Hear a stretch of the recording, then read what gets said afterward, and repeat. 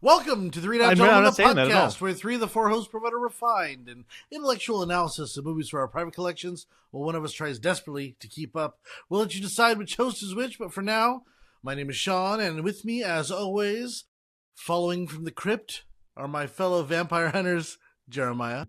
What up, yo? Eddie. His lordship lights the pretty ones best. And Brandon. That's creepy. We must know evil to destroy it. That was good. Thank you. That was really good. Nobody took mine. I was shocked, actually. As with every review we give, our goal is to answer one simple question. How many drinks does it take to get through the film that we just watched? Now, at the end of the podcast, we'll rate the film based on a scale of 0 to 5, with 0 being a perfect film that you could watch stone cold sober, and 5 being sort of the film that makes you feel as though your flesh is melted from your undead body because of the sunlight. Technically, the dude died happy. Let's go. Okay. Anyway, tonight we're going to be talking about Nosferatu. He's been dead. The Robert Eggers directed remake of the 1922 original film. Nosferatu tells a loose version of Bram Stoker's novel Dracula, in which an undead count arrives in a Western European city and brings with him death and horror. The exact same plot, Jer. The exact same plot. It's not the same movie. It's the same movie. This newly released movie stars Bill Skarsgård, Lily-Rose Depp, Willem Dafoe, and Nicholas Hoult, as well as many others. And at the time of recording today, has an IMDb rating of 7.7 out of 10 and has a Rotten Tomatoes score of 85% with the critics and an audience score of 74%. So there you have it. There you have it. There you have it. Wow. And William Dafoe, I just want to say thank you for making this movie, be in this movie. That guy had a ball doing this movie. He was just like, I'm going to go fucking crazy in this movie. That's his life. Let me just keep drinking and yes, I like it. We try and pair our movies or series with a cocktail that we think will help enhance the viewing experience. Tonight's cocktail, we are enjoying Dracula's Blood cocktail. The ingredients and description can be found on our Instagram page, where you can also find other fun facts, trailers, and clips from our podcast. If you're listening to us on any platform podcasts are available, we thank you very much and invite you to move on over to our YouTube channel, ring that bell, and subscribe to our newly released video podcast. We're going to find your Gentleman Weekly here. You're going to find some outtakes and flubs. You can enjoy the review in both places. Additionally, make sure to check out our Instagram page, like Eddie had mentioned, at the.gentleman podcast. The dot means a lot. So let's start into Nosferatu. Conspiracy theory. First of all, this movie is just in theaters. So if you're gonna listen to this podcast, we invite you to pause it, go to see it in theaters where it was meant to be seen, with all the jump scares and loud noises and wonderful Look at him. Of that theater. Look at him. My God, this episode is brought to you by Nosferatu. Since we're doing Nosferatu, it's in theaters right now. Go and enjoy. He didn't just go to YouTube and find the original and just try to paut it off and watch that one. Me and Eddie actually that's saw this funny. Together. Yeah, how about that, Count? It was 3:20 in the afternoon, and boy, was this just a watching interesting experience. I swear to God, we are never going to match up. Yeah, we're continuing. I agree with Nosferatu long. So let's start. Let's get into it. Let's start it. I'm curious of the reason why most of you guys didn't like this movie, and I'm just kind of curious of what we should take on it. As Jeremiah would say, wow. I thought, wow. Okay, Count, let's stop talking over him. I just want to start visually, because this movie starts visually with some of the best imagery, scary movie. Lily-Rose Depp looks phenomenal. The characters look great. The cinematography was fabulous. The sets were great. I even liked the makeup. I thought everything, there wasn't anything visually about this movie that I have any problem with whatsoever. I am not a horror movie fan, as it has been well established on this podcast. Well established. Beyond. I'm not a horror fan. I did not find this to be a quote-unquote horror movie. It was not terrifyingly scary. It had a bunch of fun jump scares, and I like Dracula as a character, so to see Count Orlok as this half creature, half man, emaciated, vampiresque person, I thought was just really brilliant. So I have nothing but praise for the visuals. I think it was absolutely fantastic. Yeah, I agree. Me too. Visually, it felt like I wasn't in Germany. It felt like I was somewhere in another place in Europe. But it felt like I was over there somewhere. It was Transylvania, somewhere out there in the Alps. That they had, and me and Eddie were looking at each other because it was kind of awkward that they were speaking with English accents and they didn't do the whole. One of the things that I love that an old movie called Hunt for Red October did beautifully is it started in Russian. and then with subtitles. And as the movie went in the first 3 minutes, Yeah. it then Transferred over into English. And I think that this movie particularly would have been serviced by something like that, especially when you had the Count speaking in old Transylvanian throughout the course of the movie. Yeah. Just to give us some idea of where we were, and that these English actors weren't in England; they were in Germany. He was actually speaking a different language. Actually, it wasn't that. It was more like he's speaking like the dead language, which is like kind of like a folklore type of thing. Yeah, going off of what Sean was saying, but like one point, okay, you're in Germany and Thomas, and then he goes to another town, and are they speaking German, and is he understanding them, or is they speaking another language and he's not understanding them? I thought it was so agree. My God, okay, so Yeah, I'm gonna actually agree with you guys on something. This is cool. No, I was watching this it. is negative, by the way. No, I'm sorry. no. I'm not trying to Just be confusing. It was just a little. It was just a little confusing. Well, let's have a little consistency. That's But all no, I'm asking for. I was pissed. I was pissed, and I literally was sitting there in the theater, and I was angry about this. Just briefly, is that they're speaking in English accents? That's fine. Speak in English, because I mean, granted, we could do the whole subtitle thing, but still, they say Herr, and so I mean, Herr just basically means Mister. So why not just say Mister instead of Herr Orlok? Just say Mr. Orlok, because honestly, it takes you out of it a little bit. But let's get beyond that, and let's look at the actual story that we're looking at. So this is, for everybody who doesn't quite know, this is an almost direct adaptation of Bram Stoker's novel Dracula, right? So instead of Count Dracula, you have Count Orlok. Instead of Jonathan Harker, you have Thomas. Instead of right? Mina Harker, you have Right. They take three different characters. They take Quincy Morris, they take Arthur, they take Dr. Stewart, and they kind of, the doctor's there, but they take two characters, bring it into one. And so we get some different characters, but ultimately the story is the same, right? There's a couple changes at the end. But the one thing that this movie did is that it took a little bit of a detour from the original Nosferatu, which I don't know if anybody's seen, but I've seen the original Nosferatu, and it took a deviation from Dracula, and it went along the same lines as Francis Ford Coppola's Bram Stoker's Dracula, okay? Which is, it created this love story between the Count and Mina / Lily-Rose Depp, which to me, I don't like. I don't like that. I love the original because it was about evil and it wasn't about this draw to love. So that's my one argument. And that's what Francis Ford Coppola did. Yeah, I mean, I feel like I would have liked that more, to be honest, if there was less of a love story between Depp and Count Orlok. For me personally, it didn't go too much in detail of why the Count had so much of a hold on her. It kind of talked about it here and there, but it didn't really go like he had a strong hold over it from the very beginning of the fucking movie. And like I felt like it danced around the reason of why it did, like, just she called upon it, like it didn't really fully show it. I felt like it. Yeah. Jeremiah. So I don't think it was really a love story. I think it was her being succumbed to darkness, and that she was being possessed in a lot of ways. In a lot of ways, she didn't want to be with this person. It was him to her. Yeah, it was more him to her, was able to get a hold of her, spiritually and everything like that. At the beginning of the movie, there was this scene where she goes out into the courtyard and she calls him. She calls to him. She calls to someone. Almost like, and this is where I wish that there was a little bit more exposition, a little bit more, but I'm okay with it. It didn't ruin the movie for me, but I wish that there was something that drove them together. Like she found a book, read from a book, or did something to call him or bring him from the grave. Because what I got the idea of is that he was not fully back as Dracula. He was more like, had been alive for so long. He was essentially sleeping, and he was awoken by her, infatuated with her, and then traveled from Transylvania to wherever they were to get her. It was the peer of her, that was it, that it drawn to him. Right. That it was just lust for that. From my understanding, Nicholas Thomas was found in the sisters, the ladies that were helping him to get back after he was in a suck from from the Count. Count Orlok, yeah, both ways. Yep.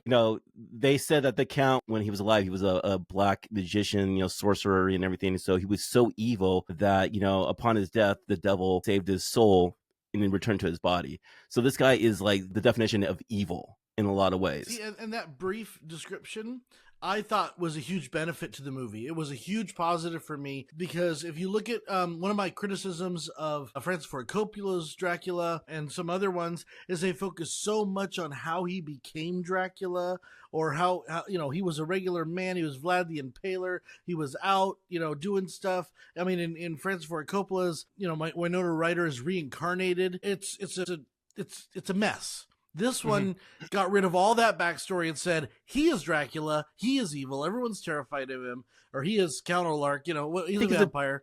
I think it's a different approach from vampirism, because with Dracula, it's more about seductive and romantic. This here is just, he's a monster, he's evil, And I think with Nosferatu, you get a lot of folklore of what vampires are. Because of Nosferatu, you find out that vampires can be killed by sunlight in daylight. In Dracula, he can walk through the town during the daytime and everything like that. So I think it's pretty interesting how they brought in this story of a different approach of what vampire is for this movie. Oh, fun fact. Guess who is the most filmed and adapted character in all of cinema, TV, movies? Oh, it's got to be Dracula. Dracula. So what I want to ask you guys and pose this is, now that we've seen this one, what is your favorite version of Dracula? Oh my God. And You're talking about Dracula or vampire movies? Nope, I'm talking about Dracula. And yes, Count Orlok counts as Dracula. I've got an answer. So I'll go first. So my there's two.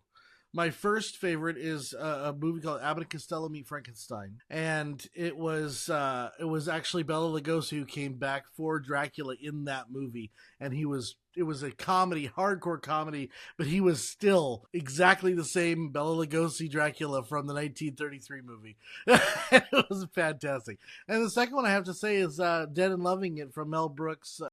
Leslie Nielsen. And and I was going to say earlier, I'm going to give you guys a little bit more time to think, but Robert Eggers, when he was doing this movie, he watched a bunch of different Dracula movies, and he made lists of what to do and what didn't work, and he kind of pared down some of the ideas that he had, and one of the things that he loved was Dracula Dead and Loving It because it was exactly what not to put on screen. It's everything that makes Dracula ridiculous. And so it was like, okay, so the rule is you don't film anything that looks like it could be in that movie. I have only had one Dracula movie that seriously it's part of my generation and upbringing in a lot of ways, and I'm pretty sure it might be for Eddie as well. It's Monster Squad. That Dracula is one of the best Draculas that you'll ever see on screen. Yeah, it's like Goonies, but they're a Monster Squad, and it's a Dracula meant for kids, and it's very scary for kids. Oh, dude, it was like weirdly 80s scary and everything like that, dude. That Dracula brings the Wolfman, the creature from the lagoon, and the mummy, and they have to save the world before midnight, and so it is the coolest thing. But that Dracula was fierce and awesome, actually. So yeah. So mine is actually the OG Nosferatu. I think that is hands down the most cinematic, similar to the book in a lot of ways, minus a mustache. I absolutely love the original 1922 Nosferatu. So man, you want to see what he looks like from the book? I gotta watch it. I'm not gonna lie. Watching this Nosferatu, I was kind of little disappointed. You were let down. I was just like, oh, I wanted him to look like 1920 Nosferatu and not like this 1970 porn star with a mustache. Yes, I will say, I think that I was a little fortunate in that I hadn't seen the original because I have only seen clips. I've only seen the tone of the movie. I've never watched that whole movie, and so I thought he was fantastic. I thought was just fabulous. From his voice to the way he moved, he was hulking his hands, the way he lusted after both Thomas and Lily-Rose Depp, the way he moved. I thought that Bill Skarsgård has cemented himself as kind of the who's that guy? Doug Jones. Doug Jones of villains. That's exactly what I was thinking about. He's the Doug Jones. Me and Brandon, we get some thoughts there. It's from my understanding, Eggers went more of a folklore type of vampire. Sure. Like more kind of think about like a Hungarian nobleman. What it would look like if he was a dead corpse in a lot of ways. So I get the mustache. It's just I wasn't expecting it when he first came out. I was like, oh shit, what's up with this dude? Eddie, I was your disappointed. Favorite Dracula? It's probably going to be one of the best Dracula movies out there. 7 out of 10 on IMDb. So it's Hotel Transylvania. So I'm just gonna go with that one. The animated Is Adam that- Sandler. I love it. Yes, that. Yeah, I'm gonna pay some love to Adam Sandler because I feel like he That's so has funny, a dude. great Ironically, Mel Dracula's Brooks voice. played his father in that series, so that's You know? fantastic. Yeah, so but I was kind of piggyback off of. Ooh, my lights are going on and off. That's not scary. Probably. I do like the Monster Squad. Like that one's a movie that I fall back to a lot with Dracula and his brides. His brides were scary. The brides were scary, yo. Yeah. So one of the things that I think this movie suffered kind of almost immeasurably with was pacing. I thought the pacing of this movie was really poor. All over the place. All over the place, personally. Yeah, so it took him for, first of all, he goes to Transylvania on a horse. I was expecting him to get on a train and a carriage. I was expecting him to do a little bit. It just seemed like it's a little farther away. It seemed like it was short, like it was a day's journey. And then all of a sudden he's stopping in that town, and the town giving a sacrifice to Dracula or to Count Orlok, or so we think. And you've got all the gypsies, and then it made me think, were the gypsies there? But, all the time to get to the castle was so long. I felt like that was a real drag on the movie because it was trying to create suspense, and there was no more suspense created than when you saw Orlok for the first time from a distance, and he had that stupid hat on. And I say a stupid hat, it was wonderful. He was terrifying. He was hulking figure in the distance, and he had that booming voice. I think that was probably one of my favorite parts of him is, when he moved about the room and all of a sudden he was next to him, all of a sudden he was pouring wine, and Thomas was just disoriented. You felt disoriented. That was the scariest part. Yeah. That was probably a cool part. But the whole beginning of the movie before that, I felt like it just went so fast into it didn't talk about anything about Thomas and his newly bride. So it would have been nice to see something, to get a little bit more of who my characters are. And then also about okay, he's trying to get with the law firm. I mean, that was confusing. And then all of a sudden, hey, go out here and sell this house and then you'll be part of us. There's no backing to anything of the depth. And then, you take a horse and you ride it right down the street and there's Transylvania. I almost wish that we had a childhood Lily-Rose Depp, suffer a trauma or have something that connected. It says she had a history of fits or whatever, but to me it was not real clear about what was going on, and maybe that was intentional, and maybe all that's not important. But I'm looking at the movie as a whole, and it's all of a sudden she started having fits again. I'm not sure why. I'm not sure why. Jerry, you go. It was very quick to jump to Transylvania, and then it took a very long, weird time after that. I thought it was the same time that it took exactly what Bram Stoker Dracula was. It literally gave you a foundation that Lily-Rose Depp had a situation that happened to her that messed her up and everything like that, and she's still haunted by that. So you do get the foundation of what happened with her. The second is that I actually thought it explained a lot. They're trying to get their own place. He's trying to do well with his business, but he goes to his main boss, who the boss is actually setting him up, and you have an idea that something bad's going to happen. And then you kind of get this whole visual, stunning cinematography thing of his destination, his trip and everything like that. I thought it really brought to you those long nights. I thought it did everything it needed to do to get to what we needed to do for the whole castle introduction of Count Orlok. Yeah. Okay. So I have two beefs with this movie, and I'm gonna preface it with saying that I have seen a lot of Dracula movies because Dracula was the first book, and I think I've said it here on the podcast. It's the first book that got me into literature. So I grew up reading Goosebumps, and then my parents were like, you know what? Maybe it's time you graduated into an actual book.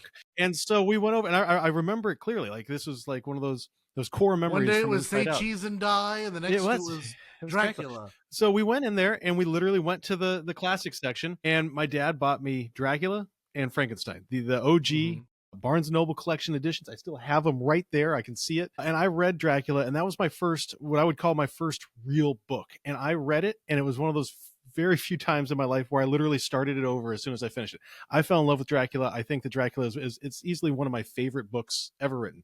So I've always been drawn to the character. I've always been super disappointed in every adaptation of Dracula up until this movie. This is my favorite version of Dracula. Now, I preface it by saying that, but there's two issues that I have with the movie. One, I think you guys are going to agree with, and two, you're probably not going to agree with. One is the pacing. And for me, it wasn't the beginning portion. For me, it was once Thomas got to the castle to once Thomas escaped from the castle. That should have been 15 minutes, if that, instead of 45 minutes. That was the portion to me that went way too long. And I get that it was like he got stuck in the castle. Simultaneous. Yeah, but at the same time, it went wasn't forever. about getting stuck. It just it seemed like the same thing over and over. Yeah, he was on a spell. It seemed like they could have cut half of like the dog. He was already terrifying enough. You don't need the dogs. You could have cut 45 minutes out of that, and then you could have cut 20 minutes out of the Aaron Taylor Johnson family saga of everyone dies. Like, I mean, you could have. No, it was good. It was good. It was just too. it was just like too much. It was just. I agree. Going back with Thomas's scene, Brandon, I would say around that area when he was all in there, when he kept getting sucked by the damn vampire, they should have jumped real quickly to him trying to kill him right away, like him going down to. It should have been, because then you got a little jump scare of like you saw him. Yeah, so one night you saw him sleeping, and you saw like maggots on his head and shit. And that was like scary as fuck with rats there, and back to my room. Like, are you? Yeah, exactly. The thing was that he was being tempted. The whole thing, the desire of it. What desire? Lust and everything for what he wants to gain. For what he needs to do. And so that's the reason why you kind of like it's delaying the whole process of like fog. him. Yeah, it's like Dracula has a fog over him, or excuse me, Orlok has a fog. The shadow. Yeah. He has this control, because even when Thomas says, "I'm going to leave. I'm not feeling well. I'm going to leave tomorrow," he goes, "No, you're going to listen to me and you're going to stay because I need you to stay." And part of this is, it kind of backs up what I was thinking, is that he's not fully restored. He's not a fully restored human. He is an emaciated version of himself, and he needs blood in order to get rebuilt. It's a hunger, man. I almost expected him when he came off of the boat. What's it called, Brandon? Demeter. The boat called? The Demeter. Demeter. The plague boat with all the rats. Off the boat, I was almost expecting him to be more fleshed out, put together, like more human. That's what we get from Francis Ford Coppola's version, for sure. Yeah, which I think it does. I'm really glad, well. but I'm glad I didn't do this time, because this one, you're like, this guy's a beast, dude. This guy is evil. He brings death, he brings plague, he brings hell to the world. It's like I wasn't scared, but it was very creepy throughout the whole movie. I felt, I was like, fuck, this is horrible shit I'm seeing here. Can we talk about three things here about this movie that visually I think it was one of the best things I've seen in a long time? Just took my breath away. Camera movement. I thought the crossroad scene was unbelievable, and how it was shot when this carriage was picking up Thomas. It was unbelievable, right? And then the first entrance, when you see the castle, when he opens the door and you see Count from afar, and you have this tone, this music in the background, it just set the setting so well. My favorite part of the movie, on top of that, at the end of the movie, when you see the shadow creeping on, and it's like paying homage to like the original Nosferatu, where you see the hand walking like in the shadow on the wall and shit like that. I thought visually Eggers knocked it out of the park with some of the things that he put on screen there. That, but I'd also add the camera movement, especially in the Thomas in the castle scene, where we feel that like we're creeping along the hallways. And to me, and I had to laugh at this, it reminded me a lot of the quick movement of the camera reminded me of Wes Anderson. I don't know if it made anybody else feel that same way, but the quick like turn down the hall, then turn. Yeah, everything was centered. It was quick turns and then quick back to it. I mean, it was perfectly centered. Well, I really thought Wes Anderson, but it was great. Yeah, my favorite was that it was 3 or 4 of the times he did this is he took the camera and he moved slowly to one side. Slowly to one side. Yes. And then all of a sudden there was nothing there, and he paused, and then he came back. And it was like, I was like, move the camera! He's right there! The anticipation of it, right? You're just like, shit, what's going to happen? One time it's nothing. One time it's a fake jump scare with Lily-Rose Depp in the hall. And then one time it's him. And it's like, that's, you take a real good, that's why I thought it was so interesting that the movie had such poor timing, because he has a really good sense of when to scare the shit out of you. Like, even the first moment of the movie where she does her writhing on the ground, and then all of a sudden you see his face, but just for half a second, you see Nosferatu's face right at the beginning of the movie. And that scared the shit out of me. There was a couple of scenes that just kind of, they really got me. And I don't get got very often. Like, I know it's coming, but I got like 3 or 4 times. What about that scene where he puts his hand out, right? and his hands going over the city and shit, dude. I mean, I thought that was so brilliant. I thought that was so cool. It actually reminded me a lot of the Francis Ford Coppola one where he releases his green gas or his fog, and the fog goes. It reminded me so. Yeah. There was so much between the Francis Ford Coppola version and this version. I thought, you know, and I'm not a huge fan of the Francis Ford Coppola version. I think it's slow. I think the pacing of that is off, but I think that he's a hard character. I really do, because he's evil. He's seductive. I mean, why did he kill the children? Why did he kill the wife of Aaron Taylor Johnson? Because he's evil. Hungry for blood. He's evil. There is no definition of the reason why. It's just plain out evil. But of all the people, of all the people in the town, why did he pick that family? But they were close too. It's almost like he wanted to get her essence. I think that's more than anything. I going back to what Jeremy. I think he mentioned that he wanted to get her to say yes, and he was going to do whatever it takes. So he was going to kill everything around her until she does say yes, and then she has nothing left, so she has to say yes. Just to break everything. Right, he's breaking her. Yeah, like he's doing it hard. So one of the scenes I didn't get this mentioned that you guys were all saying about. You know, we were talking about these. You turn this scene. It was on the boat. You knew what was trying to happen. The one guy, which kind of made me upset, because this is like the first guy that said, "Okay, there's the devil. We have to kill him." Where's everyone else? Where's everyone else doing this? So I felt like there should have been more than just one person. They were up on top, man. They were protecting themselves. But then you look away and you come back and he has the lantern and he's going to the thing, and then you see him standing. You see his shoulder, and you see he's standing right here. Yeah. It was like that's such a good shot, and I was like, oh, Sean and I remember every so often I have to nudge Sean. He's nudging me, and we're like, you see that? I see it. I was looking forward to those shots. I was not looking forward to dead spots of the story. And I think you hit the nail on the head. So if he had taken more of a Raiders Lost Ark approach, I think that this would have been a better movie. And in that, I mean, from the moment the ball chases Indy to the moment that he stops, the movie goes. And I think that's what you need. You need this relentless push of Dracula, of Count Orlok. You need this relentless push that every night he's killing people. Every night he's approaching. Every night he's getting closer. And I did not feel the dread that I should have felt. Because everyone knows in that little circle, once Thomas comes back, everyone knows he's coming. Lily-Rose Depp should have known he was coming from the very beginning. She should have been warning people, like, he's coming. And she kind of did, but they never understood what was coming. And so I just felt like, as an audience member, I needed to feel terrified that, like Terminator terrified, that guy was never going to stop. He was just coming to kill people. Let me jump in. Okay, so I respectfully disagree with you on that one, because what I think is this is a movie with you on that too. Like Robert Eggers has done. And The Witch, I haven't seen Northman, but The Witch is a perfect example of it. The Lighthouse is just an acid trip. But The Witch is a perfect example of pacing, of slowness. What builds fear. He's all about building fear. He isn't about releasing fear. He didn't build it. But no, I think it was a delay of it. So anyway, so I think that the slow is okay. I don't think it was great. I think it could have, but I think that if you took an Indiana Jones approach where it's constant, then that's a problem. Also, I think what we have to remember is that for this movie, this is not Dracula. This is one of the big deviations. For this movie, Locke isn't this blood-hungry, bloodthirsty person. He is going there. No, wait. This girl in the end. I don't think he was every single person that he encountered. How is he not on the boat? Every single person.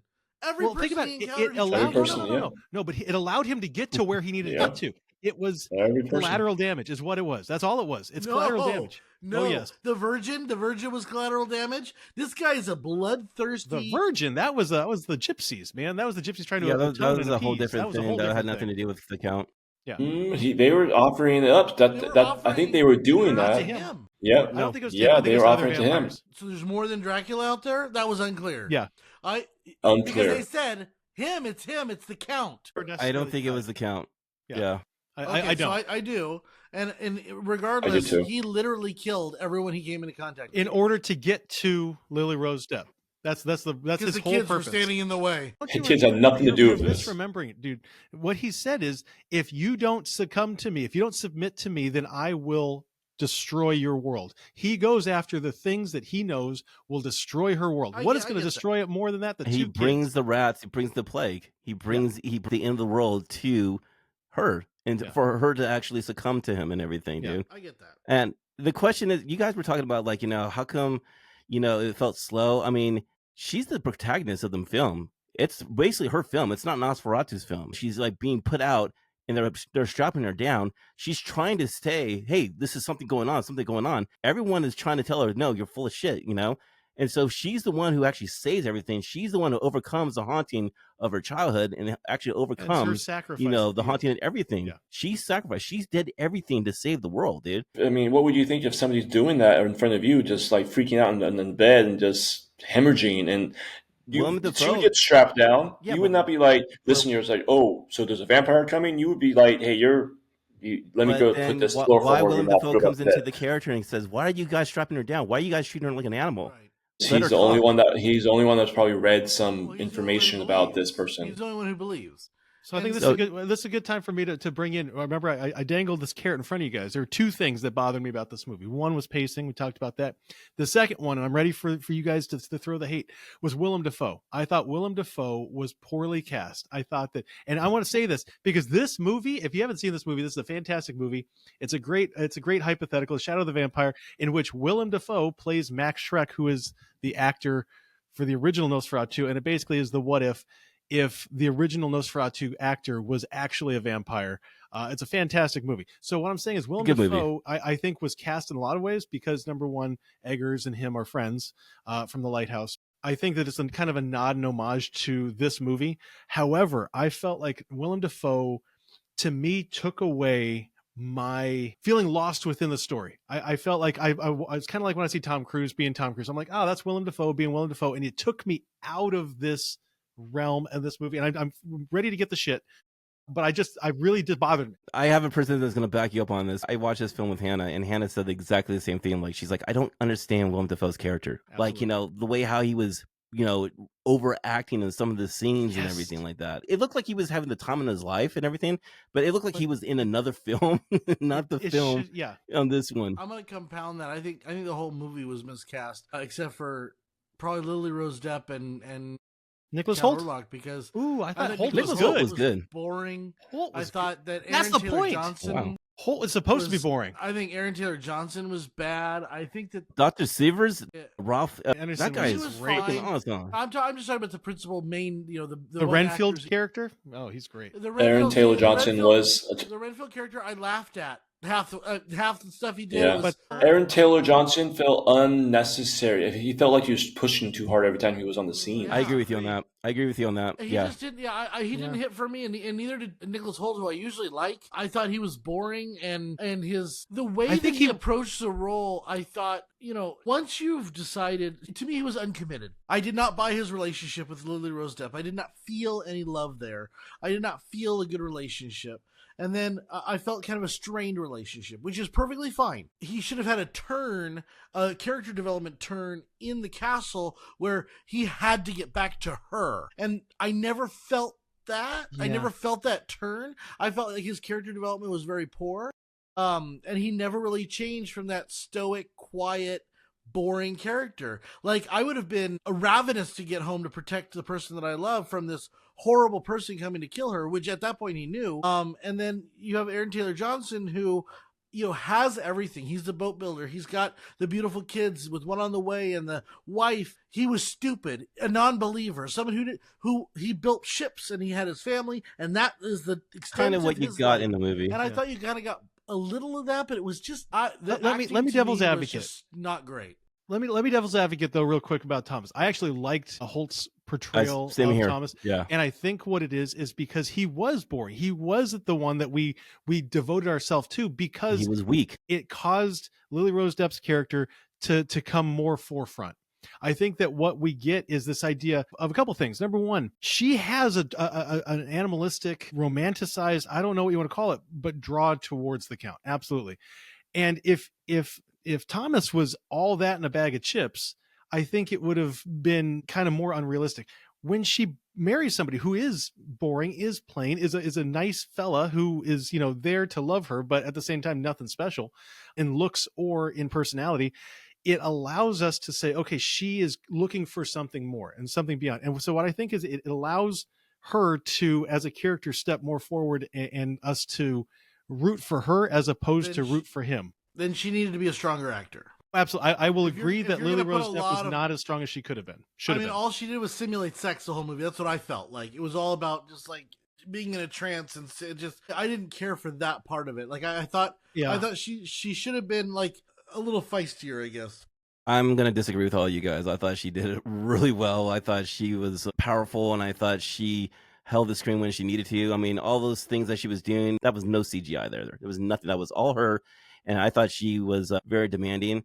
I thought she was very seductive, but also very vulnerable at the same time. And I think that's what the character had to be for this film. I liked her, but I do think that she could have given more of a grounded portrayal. And Sean, I don't know if that's what you're saying, but she at times felt like all she did was just look mopey at the camera and then convulse. So like if I'm now starting to understand the movie a little bit better that we're talking about it.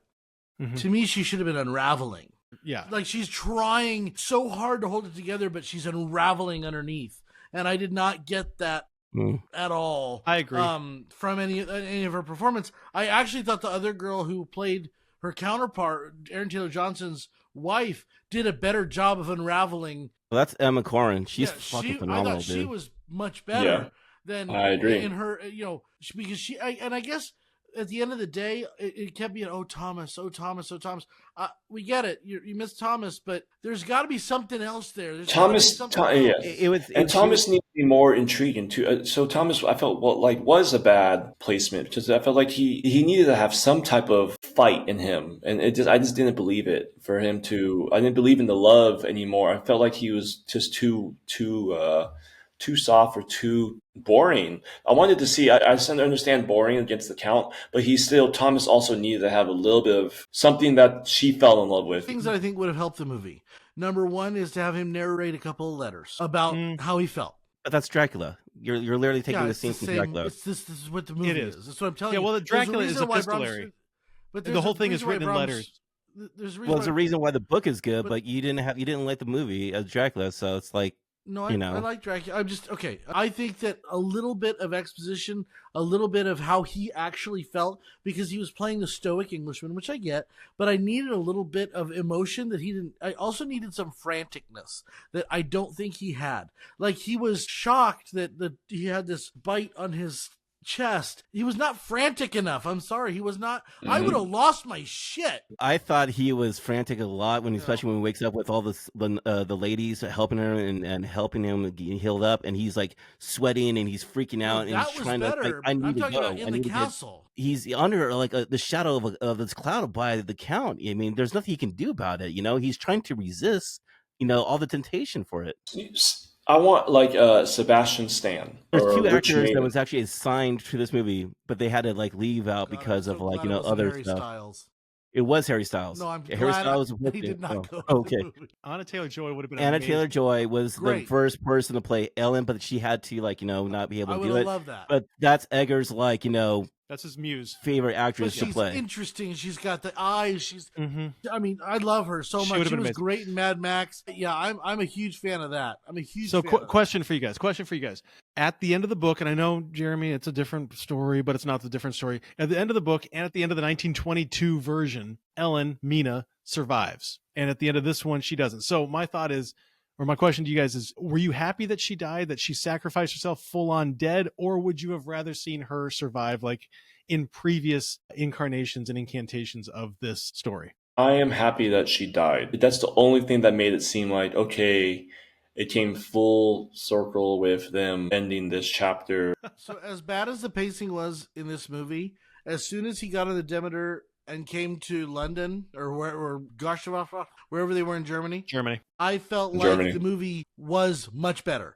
So for the time he got on the Demeter to the time, the Demeter, whatever you say it, to the time that he got, the time that he died, that he killed her, I thought the movie had much better pacing than the beginning. And I think that pacing would have been ruined by her surviving. She knew what she was doing. She invited him in to end it. As she even said, she heard the crow, or no, the cock-a-doodle-doo of the crows. Cock-a-doodle-doo. And she said more. She said, take more. And he could, because of his bloodlust, could not stop. Even though he knew he couldn't resist. He knew he was going to die. And he knew they would die together. And I think that is a very compelling end to the story. I think it's the ultimate good versus evil, like good triumphs over evil type of thing, you know. I think she was the protagonist all along. She knew what she had to do, but she was also tempted of that dark side as well. It happened in the movie where you're just like, dude, she's the one that's taking charge of it. She's the one. She doesn't need Thomas. Thomas was there to help her in that time of need where everyone told her she was crazy and gave her that light of, like, you know, of love and everything. I found it very uncomfortable to watch. Let's put it that way. It was very creepy. It was. I agree, and that's Sean. That's what I was getting at with. I think you were saying, like, it would have been nice to see him after all these blood-sucking people he'd been munching on the whole day, the whole movies, like with the kids and the families. It would have been nice to start seeing him. Maybe it looked a little bit more put together of like, okay, and then when is a Lily-Rose Depp see this and say, okay, and then, but she's trapping him. Now it's her turn to fight back, and it's good versus evil, but at the same time, she seduced him, like, and this is her only way to kill this evil is to also kill herself. So it would have been nice though, and then to see him travel back, like at one point, maybe get to really he's looking, actually he does look really good after he's fully put together. And then, you know what, she trapped him, and then he tapers back all the way back down to how he looked at in the very beginning. No, see, let me just throw this in there. I think he looked like Bones in the very end. So I was gonna say, like, the whole time he looked disgusting. In the very end he looked at. What I love about it though is that he is not the Gary Oldman version of Dracula, right? He's not somebody who is looking for blood to be replenished. He is looking almost like a junkie, right? He's looking for a fix, and he said, "I am an appetite." He's if anything, I think this is what the last shot of the film, which to me was one of the most beautiful,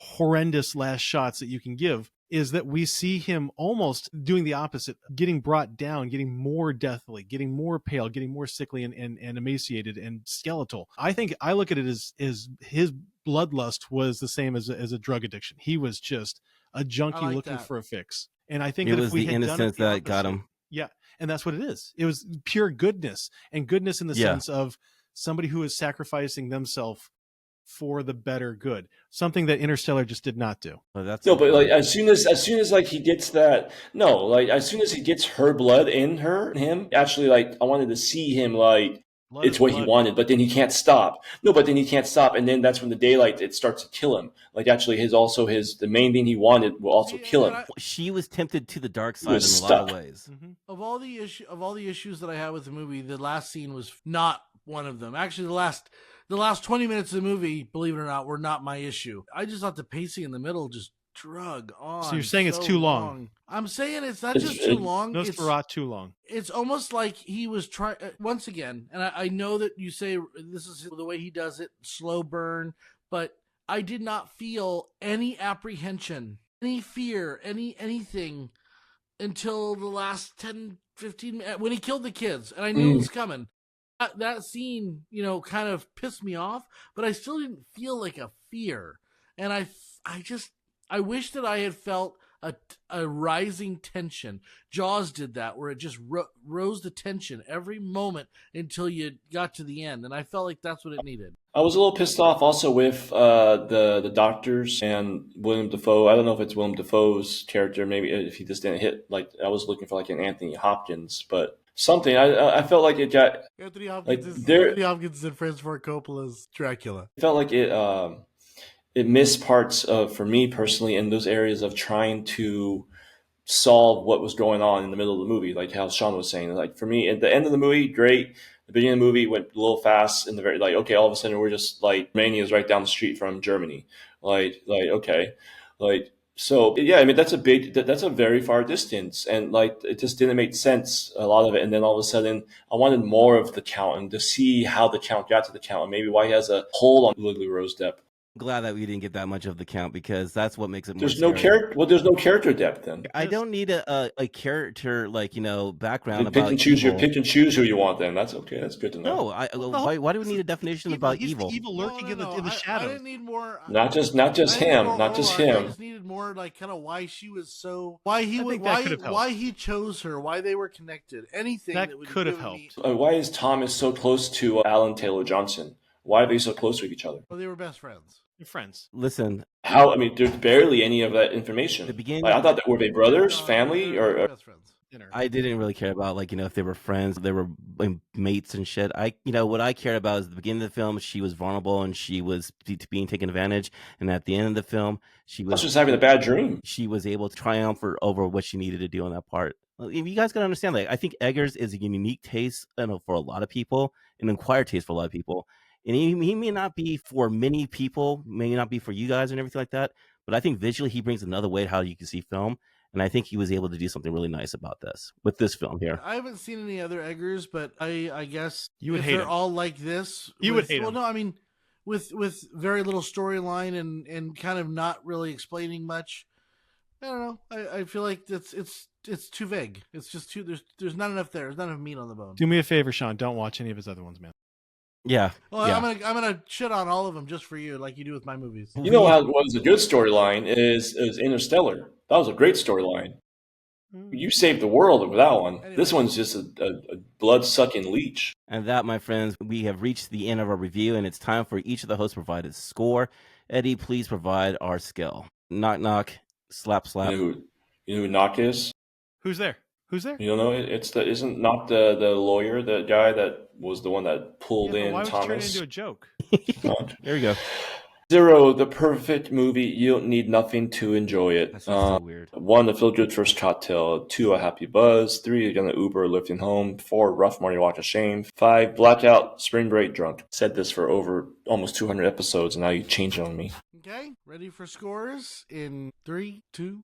All right, Eddie, why don't you go first? This is a movie that I knew nothing about besides that it's a story that's just like Dracula, and it felt like maybe this one did it a little bit better than most Dracula movies. I don't feel like personally Dracula, besides the original, hits the mark. I feel like everything that's tried to hit the mark, there's something always missing. Do they go with the Dracula story? Do they not?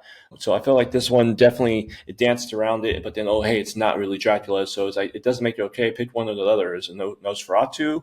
Is it Dracula? So they made it into a love story, and I don't think it should have been a love story. I feel like that it should have been more away from the love story, and I would enjoy that more of seeing more of a killer on the loose. I didn't get who he was at the really point until I had a feeling he's the Count, but it missed the mark for me personally. I felt like it could have got more in detail with less run-on stories. I wanted more depth. Best part was Johnny Depp's daughter, Lily-Rose Depp. She was great. Also I guess the Count himself was really spooky and scary. He's a beast. So those are great points in the movie. It's probably why I didn't have a complete 5. And then the very end of the movie I enjoyed. I wish it was more light. I didn't give it a 5. I gave it a 3.6. So that's the reason why those two characters towards the end of the movie, I was like the last 25 minutes, I was like, oh, it's good. I just wish there was about 45 minutes in the middle of the movie I didn't need to have. So sorry, it's a 3.6. So this is you're gonna Uber lifting home with a shot practically.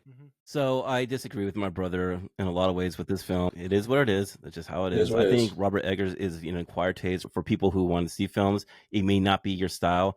I think he brought the tone, the atmosphere, the visuals, the director of photography in this film.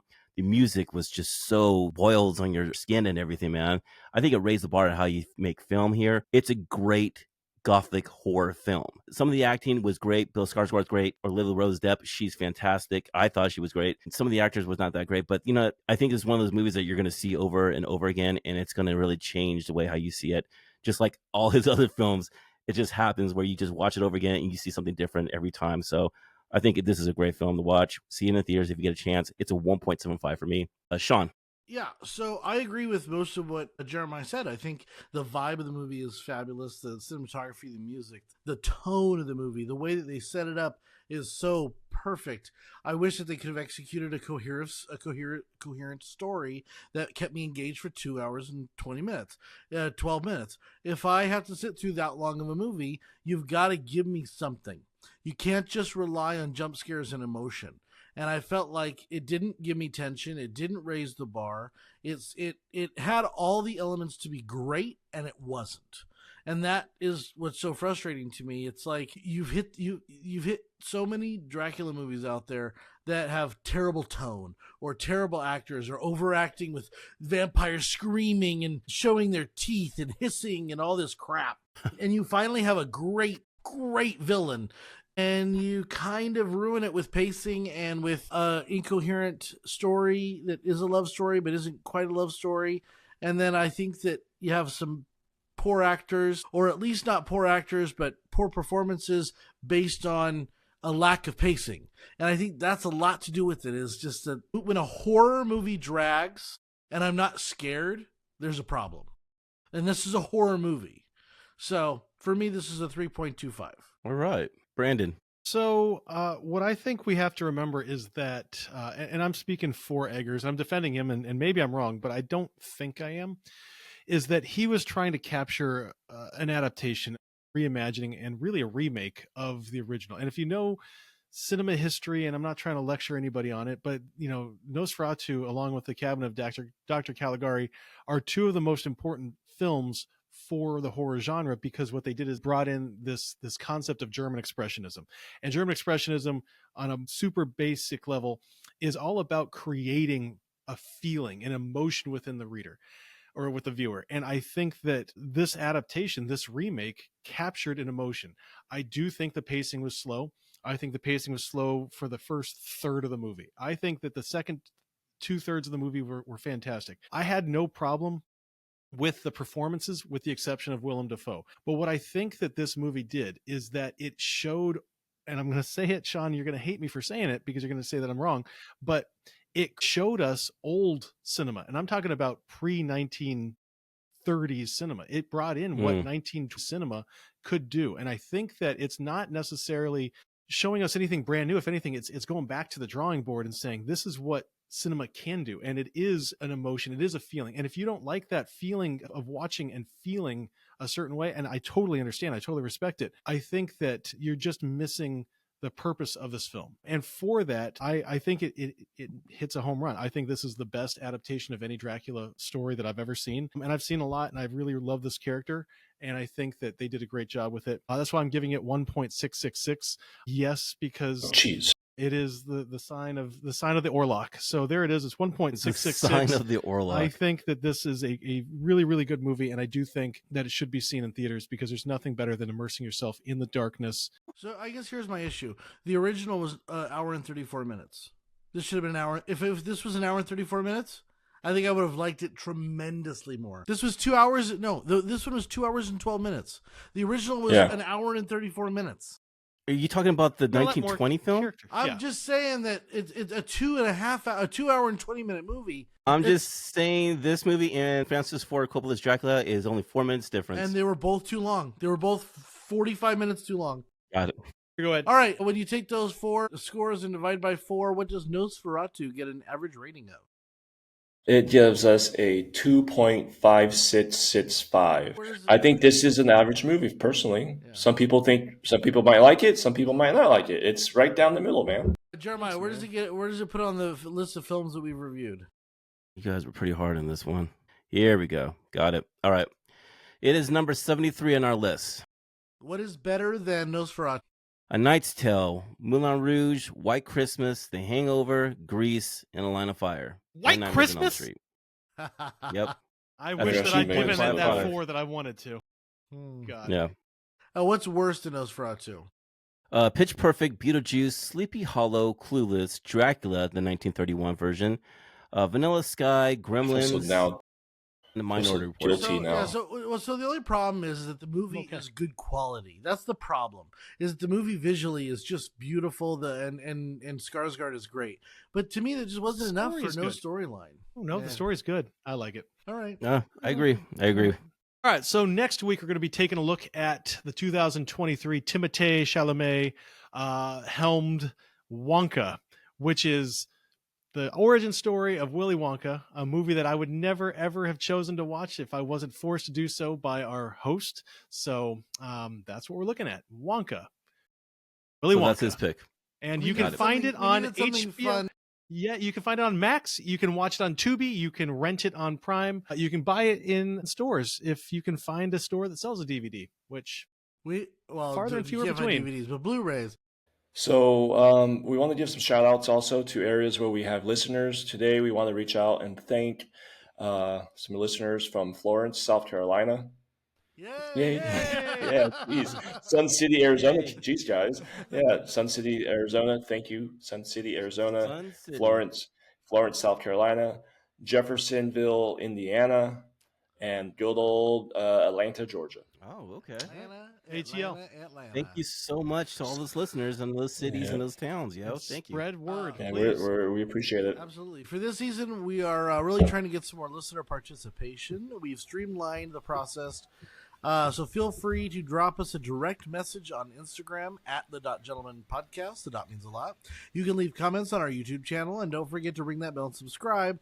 Also, please make sure you're leaving us 5-star reviews wherever you are listening. And we are really excited for this season.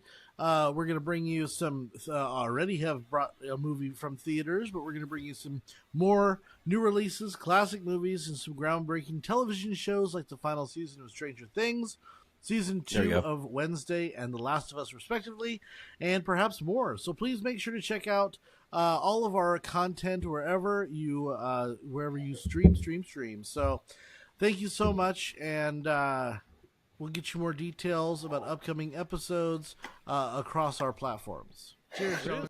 Pure blood.